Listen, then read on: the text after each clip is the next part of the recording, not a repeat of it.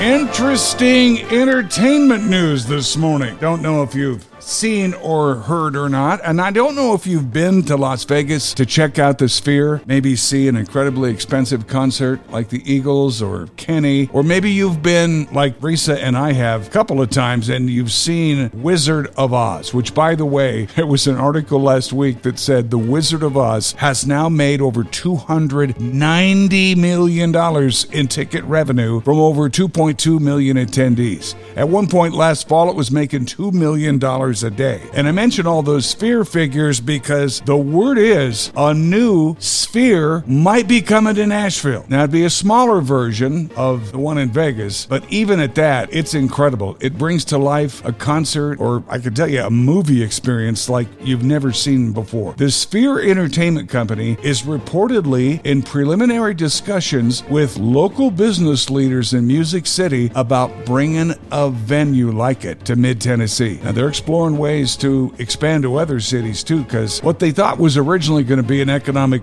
boondoggle that Madison Square Garden Entertainment put out here in Vegas, it's not. It's finally started making money to the tune of hand over fist. And now it appears Nashville is angling to be one of the next places to be considered, so you wouldn't quite have to spend as much to get out to Vegas and see it. How soon are we going to know? I don't know, but the conversations are still in the early stages and no formal plan has yet been announced. But think about that. Certainly would make the skyline in Nashville look different, no?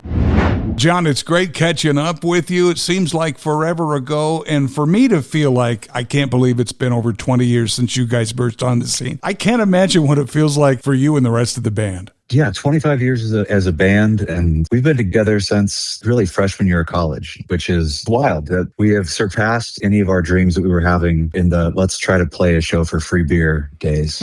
Yeah, it's weird how grown up we all are with our kids and our families, but also how we can totally revert back to that state of when we first started. It's been a wild ride. You know, from the first time I heard Crazy Girl, I think it was, I thought, wow, this band is different. It's kind of a tweener, almost like a Parma Lee, where your material is real country at heart, but you just didn't have that traditional country sound. Yeah, I don't know if we were ahead of our time, but we were just doing what we were doing. And I think being a band coming from Texas, it really allowed us to have a wide open landscape for what we wanted to record. You know, we were recording up in Nashville at that time, but I think just we were based on the music coming out of Texas. The Red Dirt Texas music scene was so different and is really having, you know, a huge national moment right now. But that just gave us a lot of freedom. And we grew up listening to country, but we also, like most artists now will say, you know, grew up listening to everything. And so we just organically mashed it all together, you know. How, if at all, would you say your music has changed since you guys came aboard about 25 years ago? God, I hope we've gotten better.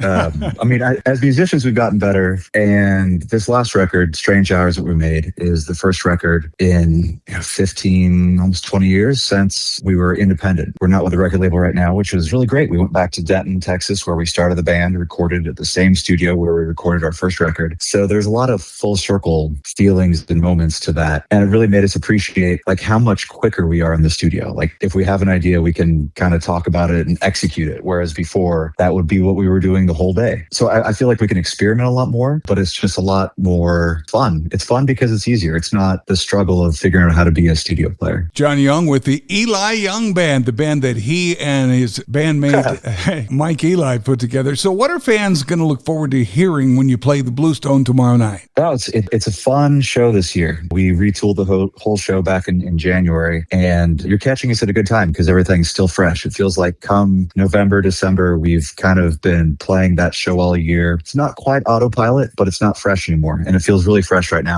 It's a good mix of some of the songs from the new record, but also if you've been a fan of ours for a decade or decades, we try to make a set that has all the songs in there you want, and there's a little section where Mike just plays acoustic. So if you have any requests that you don't feel like we would usually play, if you yell it loud enough or put it on your phone, there's a pretty good chance Michael will try to play the song for you. Try, not always do. Very cool. Well, we got a little more salt in our pepper beards than we used to, Jon, but keep on keeping on, man, because your music now qualifies, at least part of it, for what we play, classic country here on the Maverick. Thanks so much for joining us. Look forward to seeing you tomorrow night at the Bluestone. Thanks, Woody.